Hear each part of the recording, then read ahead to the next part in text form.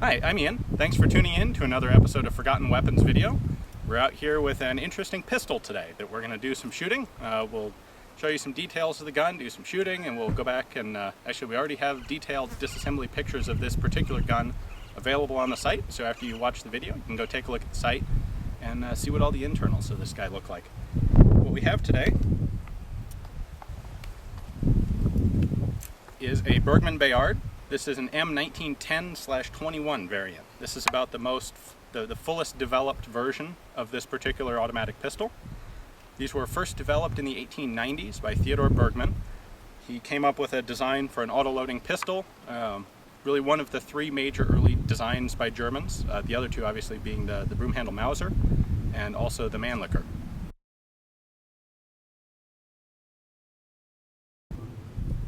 This particular gun is a model 1910/21. These were issued to the Danish Army. They actually kept these as their standard service pistol until 1946, when they were replaced by the Browning High Power.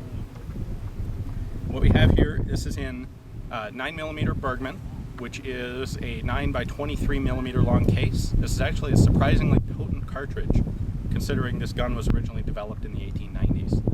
It fires a 135 grain bullet at about 1100 feet per second. So that's no slouch.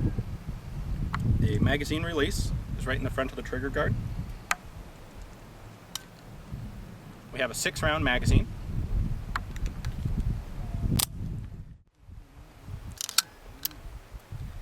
You can see the whole barrel and bolt mechanism reciprocates when the gun fires. The bolt does lock open on an empty magazine, but it doesn't stay open. So if you take the magazine out, the bolt will just slam shut. Go ahead and drop it gently for this case. The safety is right back there. Comes up, blocks the sear inside. The trigger will still move, but it won't fire.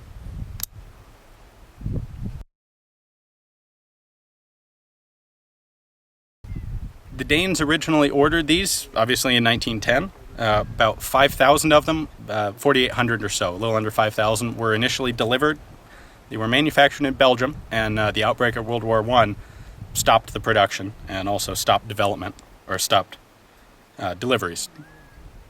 The Danes came back in 1921, decided they wanted some more of the guns, and they had made some modifications to them. The most notable one, this is a 1921 revision. They widened the grips out quite a bit.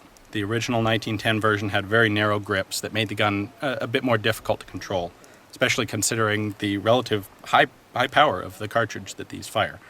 So this one was retrofitted, as were most of the original 1910s, and about 2,000 more were manufactured in Copenhagen. This is the most common variant of the Bergmann that you'll ever find for sale. There are more of these types floating around than any other kind of Bergmann.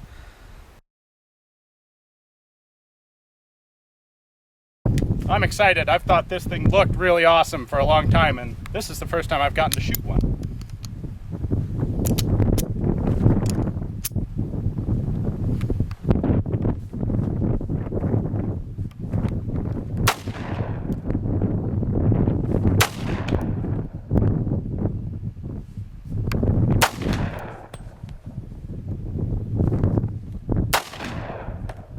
That's not bad. You wouldn't know that was a really strong cartridge. The recoil's pretty light. Trigger's a little heavy, but I suppose that's kind of to be expected for a gun this old. Wasn't exactly their first priority when they were building it, to make a real nice target trigger.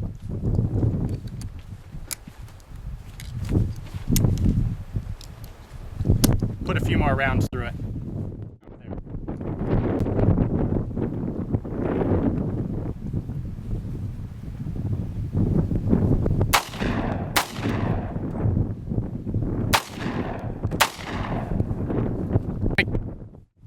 So I'm kind of curious if you can single load this through the top. The answer is no, because when you put the first round in and depress the follower, bolt comes right up. So it'll load one, but you can't reload the magazine that way unless you have a stripper clip.